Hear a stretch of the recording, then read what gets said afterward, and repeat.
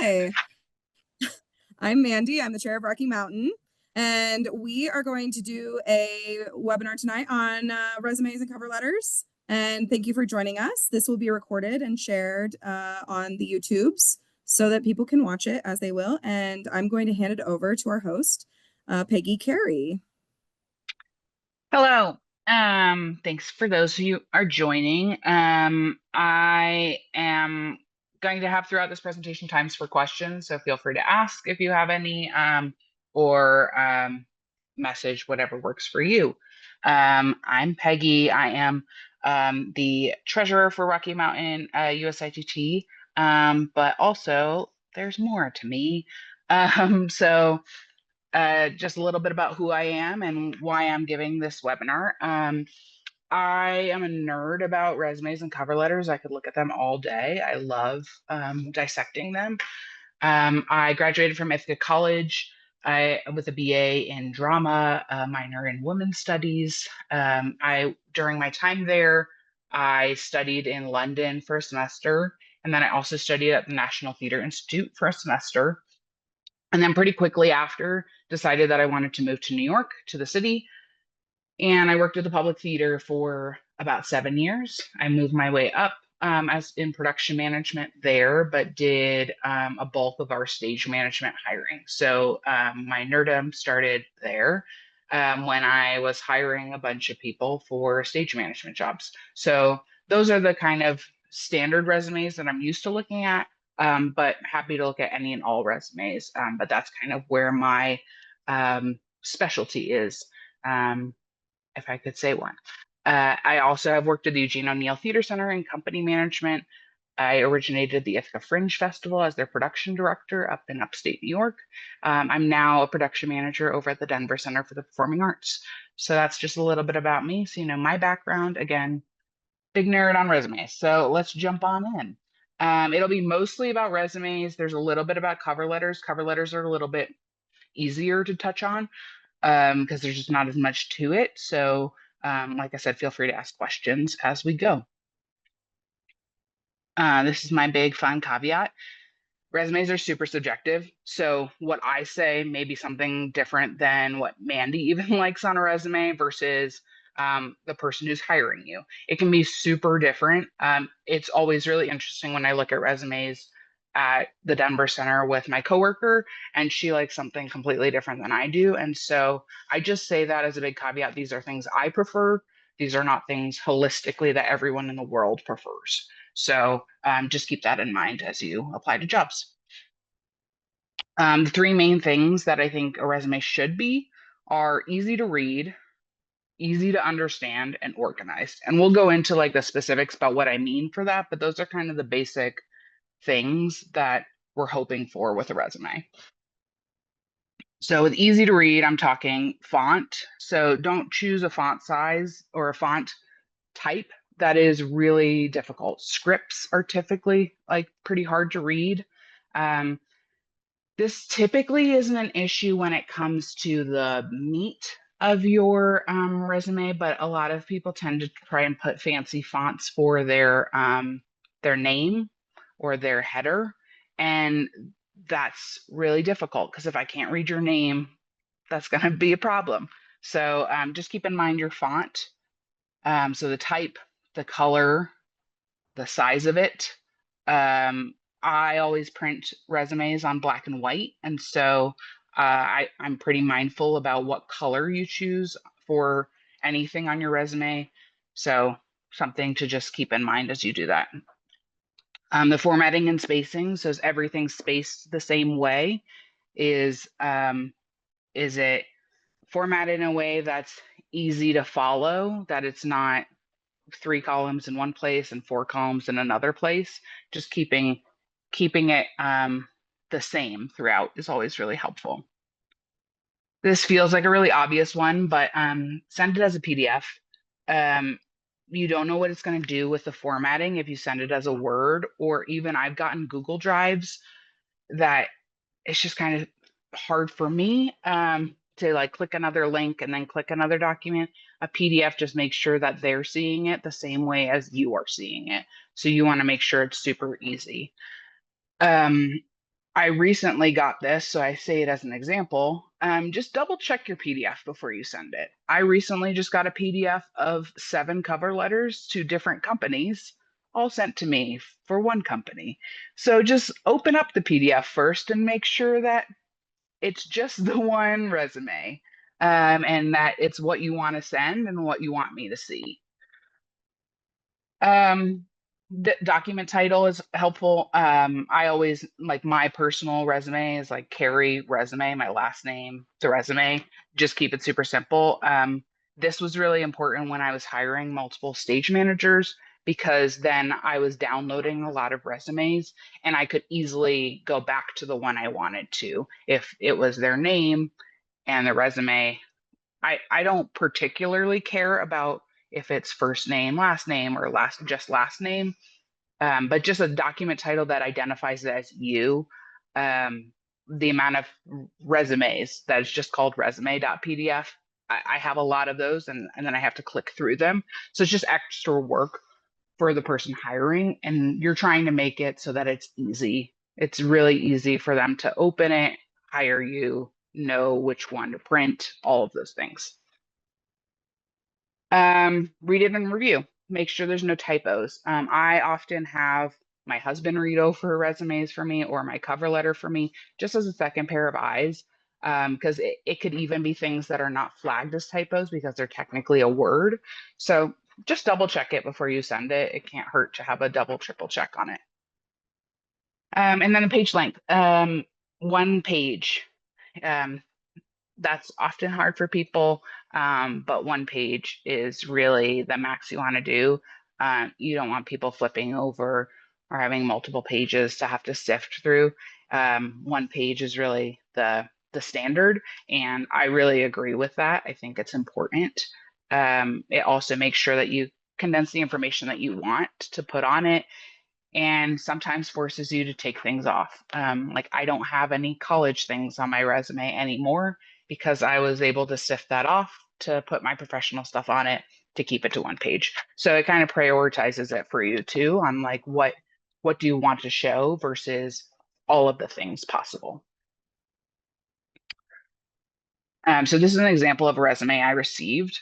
So this is there's not only 2 pages, but there are 3 pages. Um, the thing that I struggled with this resume, and we'll go through again why it's organized, but it's just really it's too long.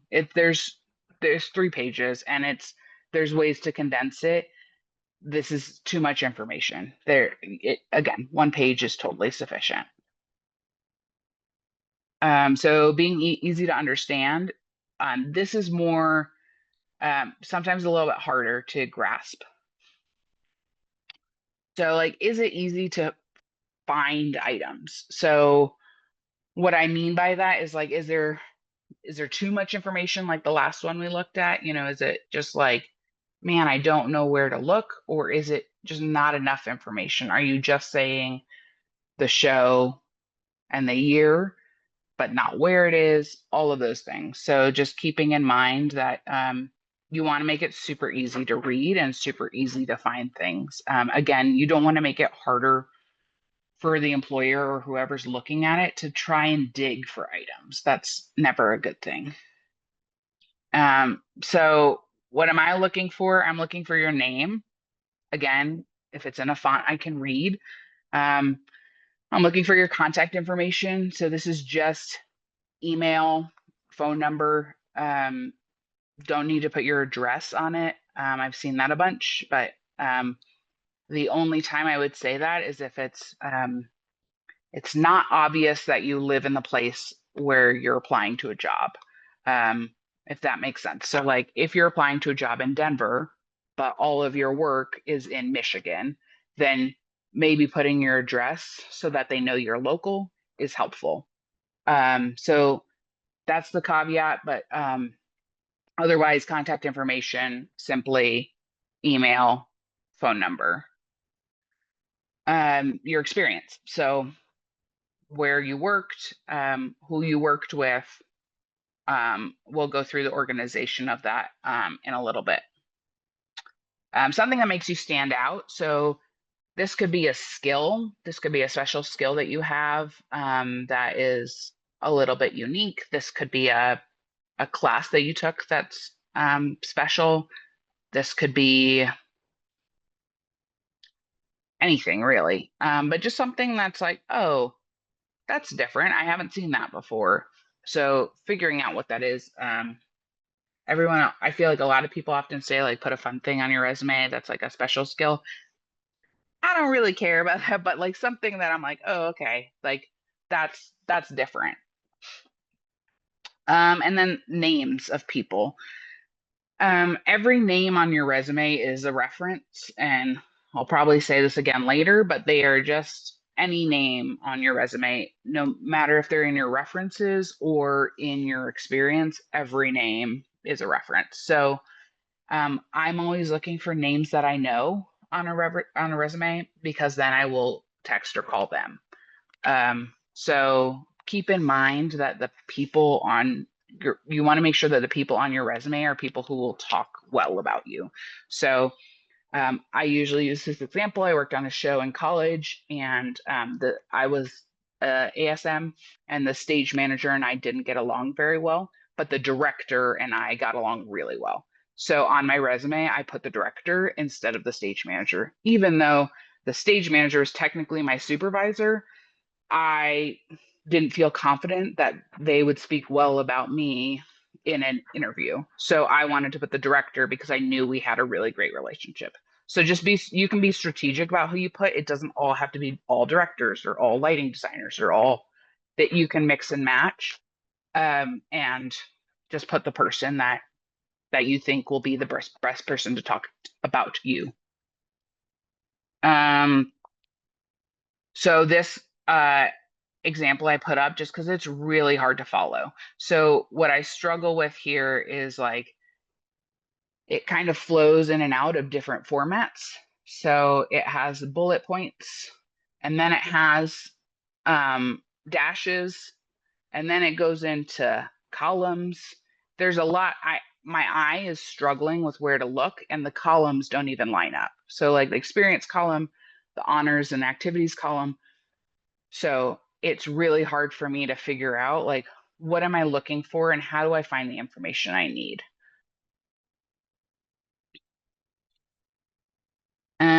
So organize. So I'll go through all these sections in more detail, but they're kind of five sections. There's the name and contact information, um, education, experience, skills, and references. So these are kind of like the five big sections about how do you organize it. Let's break it down. So, um, name seems pretty obvious, but you want to put the name that you want employers to call you. So, like legally, my name is Margaret. I never go by Margaret. I do not want people to call me Margaret. I'm never going to put Margaret on my resume. Doesn't make sense. I'm going to put Peggy. So, put the name. It can be a nickname. It could be an initial. What it could be your middle name. It doesn't matter.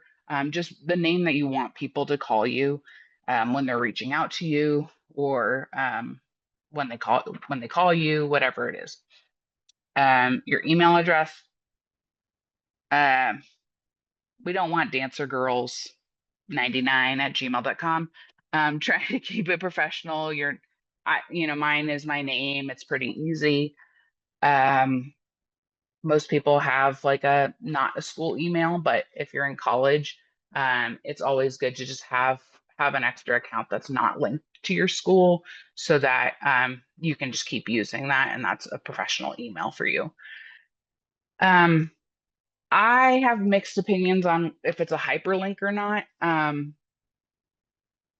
It could be a hyperlink. I'm fine with it. The thing I will say is if it's a hyperlink, I like it to not look like a hyperlink. But sometimes it's nice because then I can click it and immediately send an email to you. So there's benefits to it. Um, don't go out of your way for hyperlink. I think it's fine either way. Ultimately, you want it to look good when you print it more than on the screen. So just prioritizing that over anything is helpful. Your phone number. Again, I talked about address earlier, but I don't think it's necessary to put the address unless, to my point earlier, you're applying to a job and it's not obvious you live there. Education. So the main question I always answer when I go to USITT and I'm at the resume doctor is, where should this be listed? My rule of thumb is, if you're still in college, at the top, and if you've graduated college, put it at the bottom. So that's kind of like the easy rule of thumb, is like, it helps me to understand where you are in your career. And if it's the first thing, I'm assuming you're still in college. And if it's the last thing, I'm assuming you have more experience than you're more experienced than you are recently out of college. So it's kind of, you're guiding me through your journey. This is one I see a lot, is people putting their GPAs. Again, this is usually for college students, but you don't need to put your GPA. No, especially don't put your GPA if it's under 4.0, but definitely don't put your GPA at all. Like, no one needs to know. It doesn't really matter where you are, like how good of a student you are. It also doesn't even matter if you've gone to school, but so just, there's no need for the GPA. Courses and professors, I'll go through this a little bit more detail of like what classes I think are helpful to put. Most of the time, it's not many. And same with professors. Again, if the professor is super well known, maybe, if that person will remember you and be able to talk about you.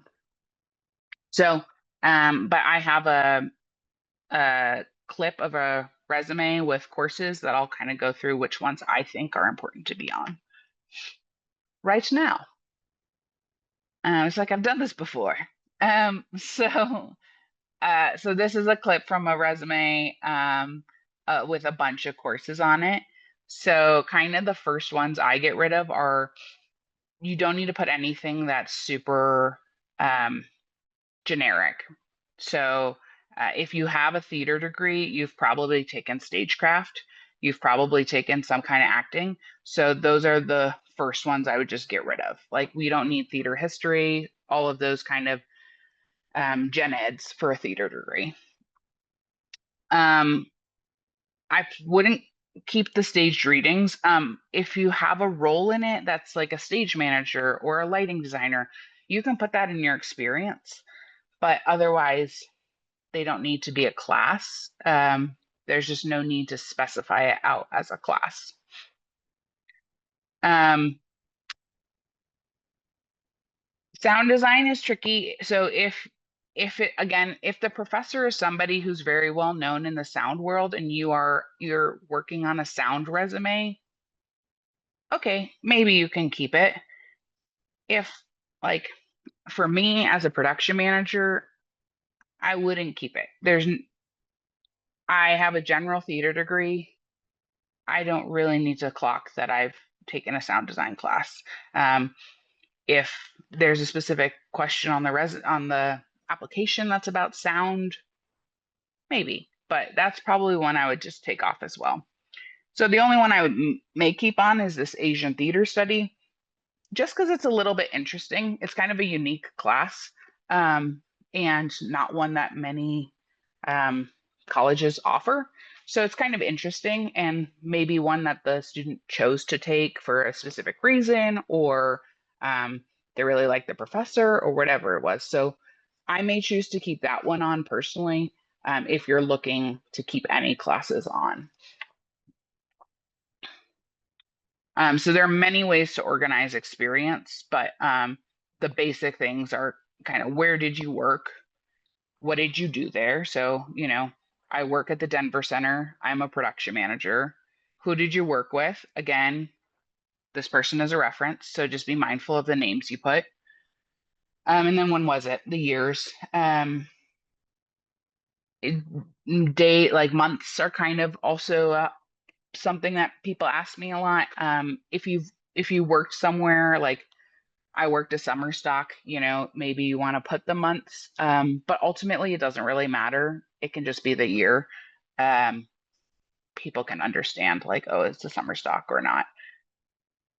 Um, And does it require further description? So like there's some job titles that most generally you do the same thing. Obviously, a stage manager on a small play versus a stage manager on a large musical are going to do slightly different things, but generally speaking, people in the theater like industry know what a stage manager does.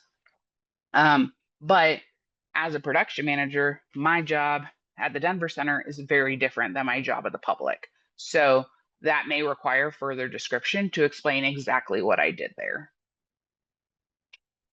which I'll go into. Look at me. Um, so yeah, so exactly. So stage manager here, um, totally fine because you generally know what they do. Assistant production coordinator, that could really be anything. Um, but so you want a little bit more description of like what did this person do, like I hired all the stage managers at the public, but I don't do that at the Denver Center, so they can vary. So I like having a little bit of a description so that people know kind of what to expect and what I did. So in terms of the organization of the information, obviously there's many ways. These are kind of like three standard ways that people tend to do it, by location. So by like where you worked. So this can be helpful if you're returning places multiple times. So if you're at a summer stock, if you're gonna go back to a company time and time again, this can be really helpful to just split it up by location and different roles. You could do it by type. So this is like off Broadway, regional, academic, kind of what scale it was. This can be really helpful for students if they're have some academic work, but then also have professional work and want to split it up. By title. So what role you did.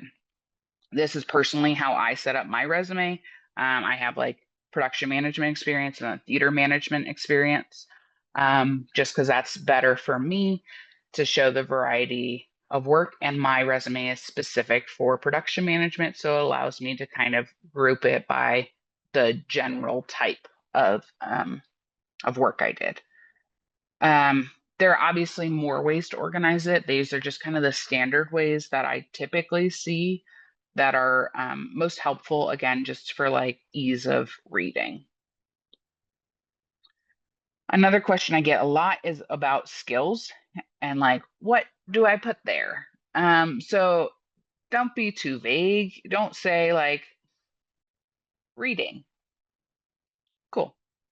Um, think about what makes you unique, what you bring to the table. So, are there specific softwares that you know that maybe people in your field don't typically know? Like, are there, even if you don't know them super well, but you've been exposed to them, that can really get you a leg up. Are there languages, things like that? Um, Only list ones that are relevant to the job you're applying for. So, with the caveat that like some softwares really expand past through multiple jobs. Like I have finance software and calendaring software. Those are relevant to production management, but also could be kind of outside of my world. But I put them because I think they're still useful to me. Um, but this is like if you're applying to a sound job, um, think about what specifically for that job that would be relevant. There may be programs that like uh, that may not be as helpful. Again, this is kind of like a loose one, but some examples are, languages. Do you speak a different language? Are you able to understand another language? And what level are you at? Be honest about, are you fluent? Do you have a basic understanding? Computer programs like AutoCAD, like I said, any financing software, budgeting software. Most people are pretty competent with basic softwares like Microsoft Word and Google Docs. So those are ones that I don't feel like are super necessary to put unless you feel like you're an all-star at them. Like if you feel like, man, I am an expert at Excel, feel free to put something in there about that. But if you can open a Word document and type it, hopefully most people can do that. And so I don't feel like that's super necessary to put. Um, Working with children and animals, super helpful as a stage manager if you've like worked with some um, unique demographic. I put children and animals because those are typically ones that we work with a lot in stage management. And so that's helpful to know, something I often would filter for. Um, do you play any instruments? Are you able to, do you know the backstory of instruments? That's useful. Reading music, and then obviously any certificates. So CPR, first aid, um, anything like that. So this is, there are a few examples of people's various skills. So kind of like the ones I look at out here, are like this person had AutoCAD and QLab. Those are pretty helpful programs, pretty not like pretty common in our field, but helpful to know that they had that experience. Some kind of unique ones were puppetry and gymnastics. Like I don't often see puppetry on a resume, and so that was kind of a interesting. And gymnastics was like a unique thing that had them stand out to me. Um, Adult and child first aid, CPR, AED certified. Again, the certifications are super helpful. And then this person at the end had music reading, which I always love to see, and it was also like a buzzword for me. They also had juggling, which I didn't circle, but I love that. Um, and then your references. So this is, so make sure you just talk to whoever is your reference before you put them on your resume and before applying to jobs. You just don't want someone to get an unexpected phone call and not be ready for it, or not feel like they're the best reference for you. I've told people a few times, like, hey, I think we haven't worked together in a while, so I think you should ask somebody else.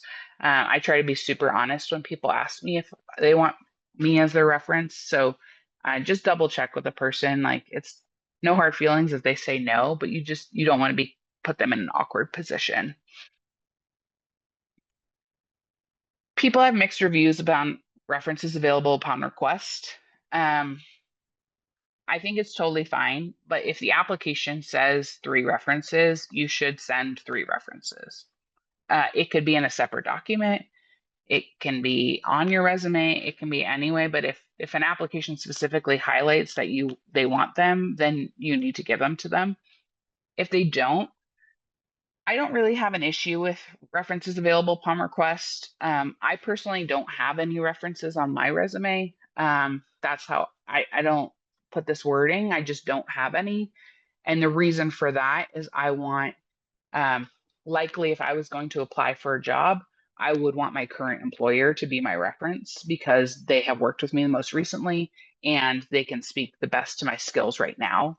And I don't want them to be called until I'm ready and I'm far enough in the process. So I'm strategic about it at this point to say, I'm not going to put any references. And then if they want references, they'll reach out to me and I can talk to my employer and say, hey, I applied to this job and here's where I'm at. And I can give them a little bit of explanation at that time instead of preempting it and maybe having them get a phone call before I was ready to tell them. So choose your own adventure on that. Um, I think it's always good to have a couple references in your back pocket that you can easily pull out if you need to, though, that aren't your current employer if you want to do that.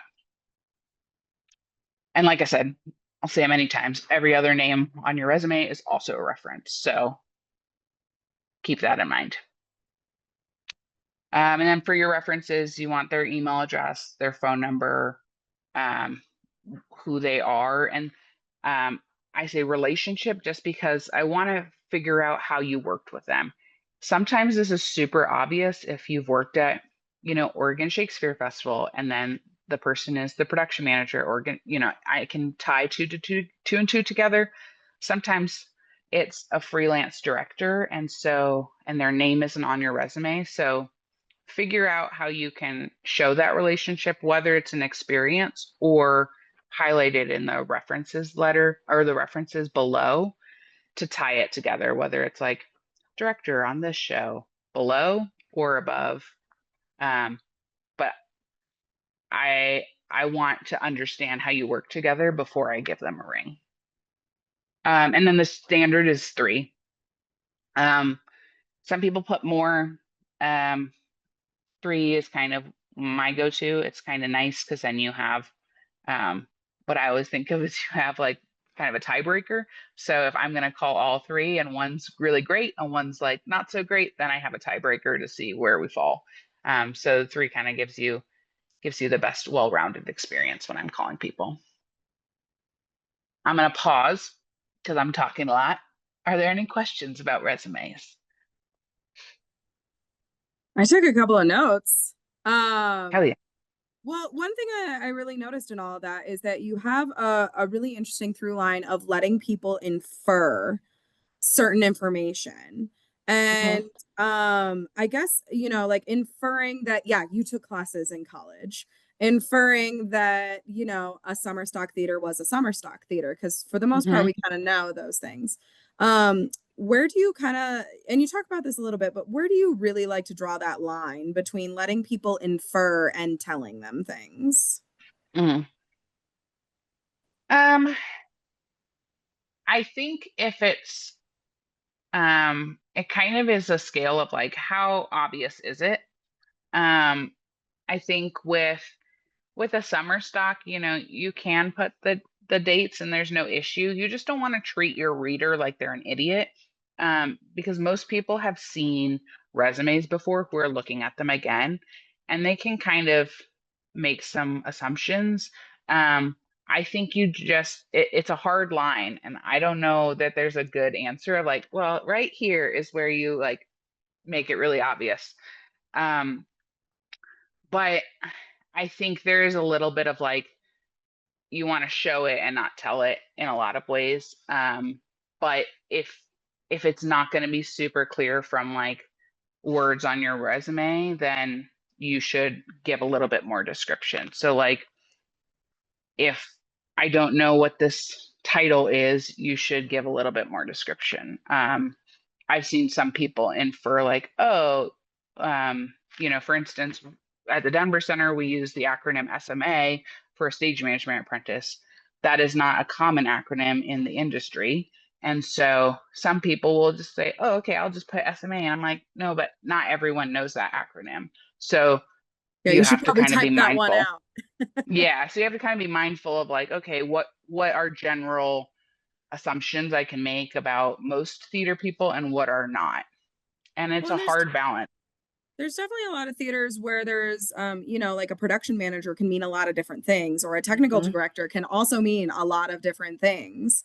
And so mhm. sometimes like delineating those kinds of things and not just putting the title and assuming, because in some Yeah. places the TD is also the facilities manager. And so Yeah. So telling it's people not a those great things. answer. There's not really a clear line of like, this is when you don't infer and this is, but I think for the most part, I try to treat my audience like they've seen a resume before. They probably work in theater.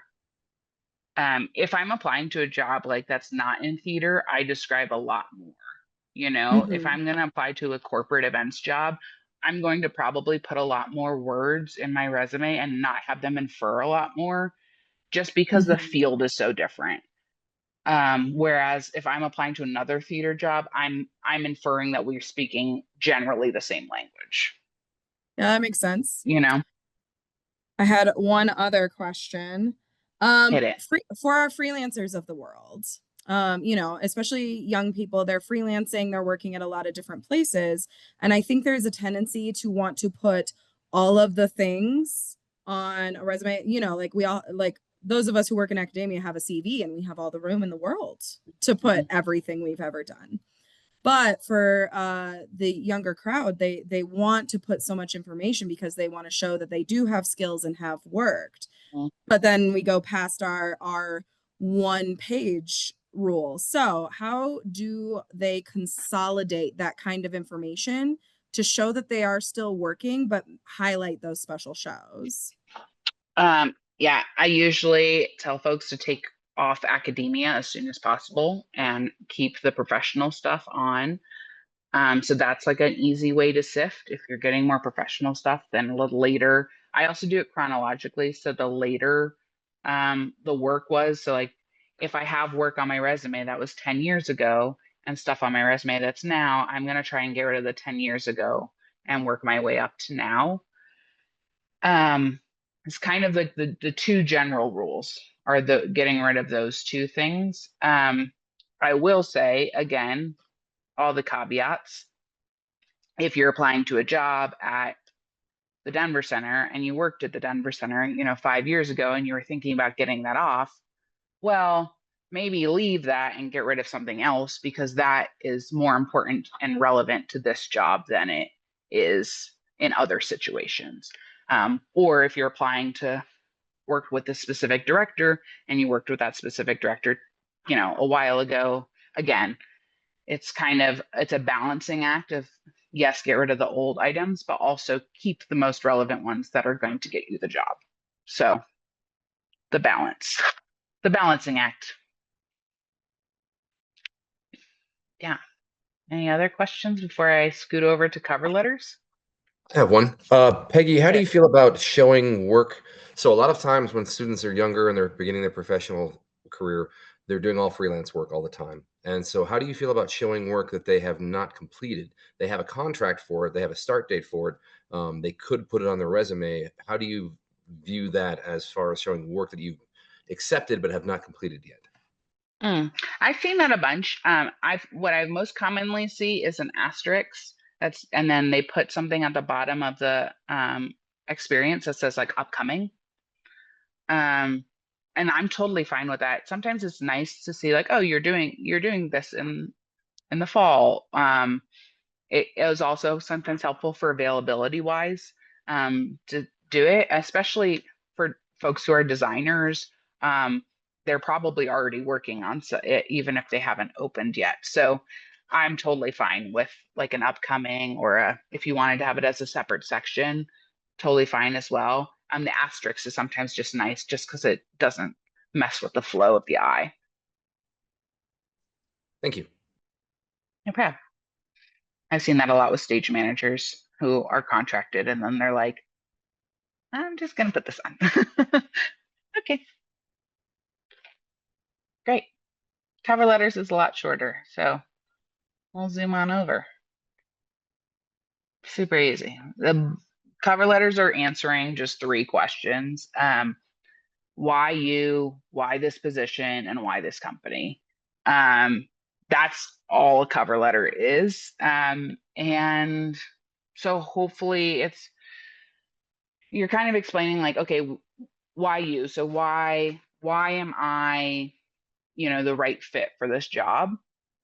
Why this position? Why am I interested in this job? And then like why this company? Why am I specifically not just like this role, but what about this company excites me too? Um, and so those are the things. It doesn't need to get into super nitty gritty. If you answer those three questions, we're happy.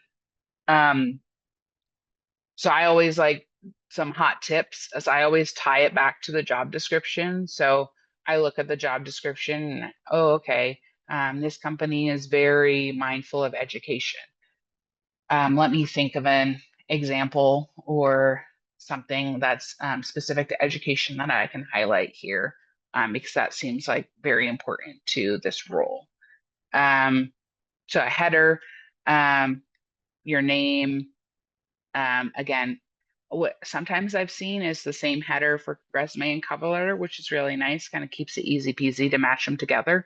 But it doesn't matter as long as you have your um, name there and your contact information. Again, one page. I've seen very long cover letters. I've seen people try to be really creative and do a one act play as a cover letter. We love no, just one page. It's simple. Um, but I always say a cover letter, if a resume is great, um, the cover letter is like a supplement to it. If the resume is mediocre, then the cover letter can really bump it up. So I think of them in tandem, that they really help each other out. And it's really your whole package as an application. So just think of how it can help lift you up. So specific. So sometimes like a story or an example of your skills can be super useful. Of, oh, this job description talks a lot about education. I worked with this group of students in the Bronx, and so let me talk about that experience. So something that really highlights, again, why this job, why this company, and why you all together is really lovely, and as specific as you can get, not only about yourself, but also for the company. It is standard. I mean, I do it. We all have a template of what like your standard cover letter is, right? And then you're going to tweak it, but you want to not make the hiring person feel like, oh, you just sent me a template and like this is not specific to this company at all. So really do some research. Look at their website, figure out what's important to them, what's important to you, and make it a very specific cover letter. I will say I personally work a lot.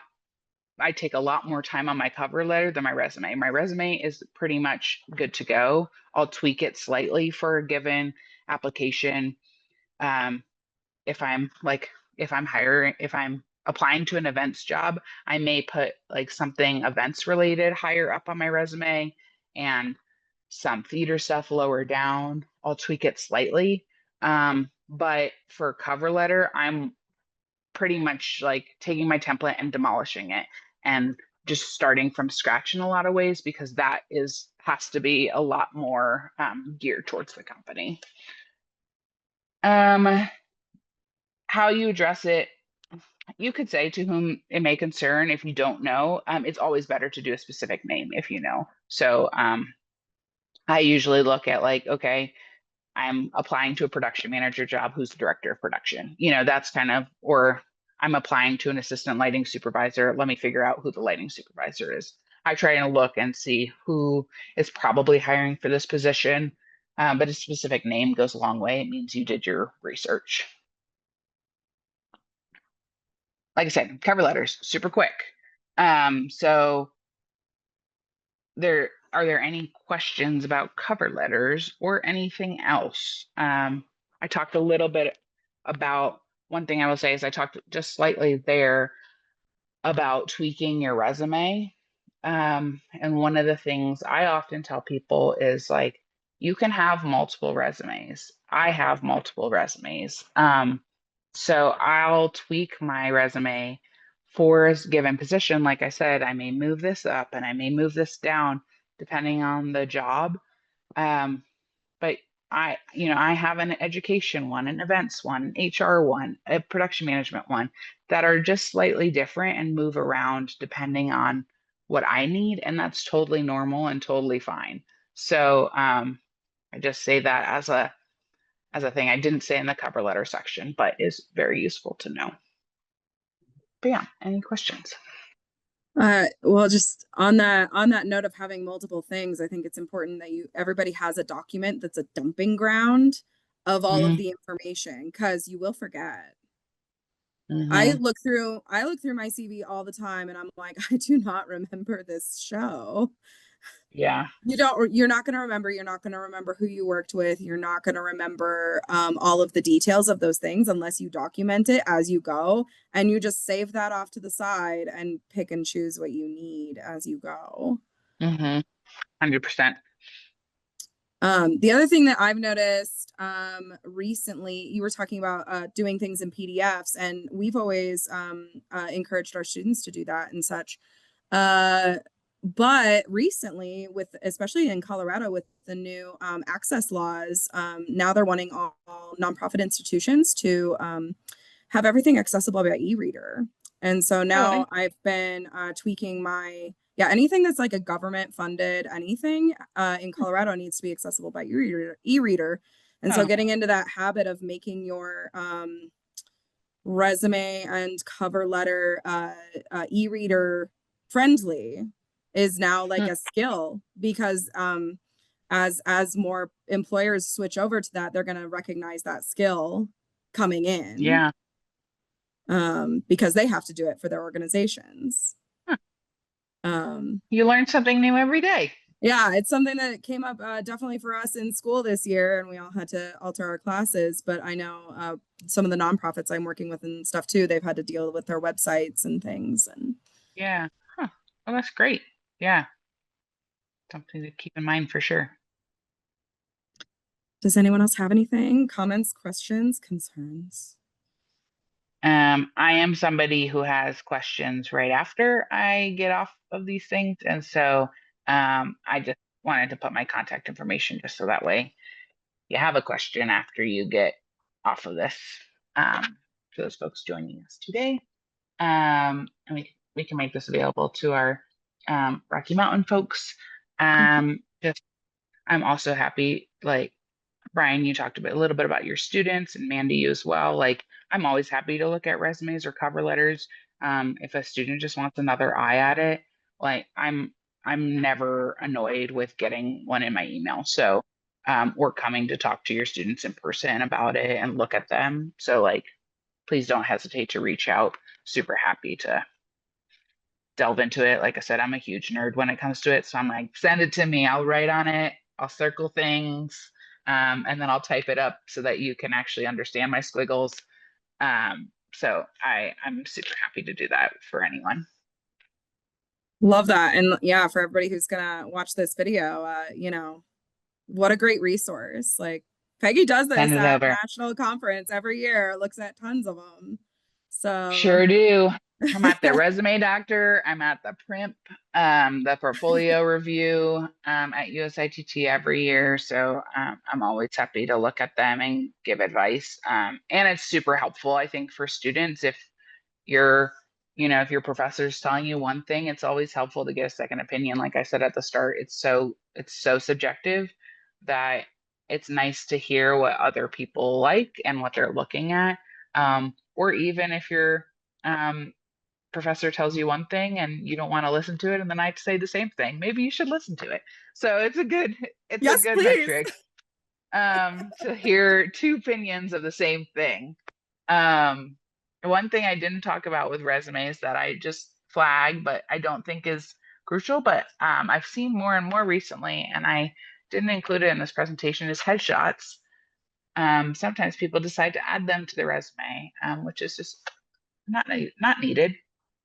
So that is one thing that I forgot to mention, but definitely comes up time and time again. Yeah, I'm like, actors, yes. Technicians, no. no, there's no need. I mean, I'll see your face in an interview, but I don't need to see it on your resume. We're good. So, Brian, do you have any other thoughts? Have to unmute. No, thank you very much for doing the presentation. It was wonderful to have everything spelled out the way that you did. Yeah, thank you very much. yeah, happy to Yeah. do it. I've done it before at Ithaca College for my alma mater and for a couple other colleges. So, and sometimes for our apprentices and interns. So, always happy to chat on it. I could look at them all day. So, Yeah, thank you so much, Peggy. no prob.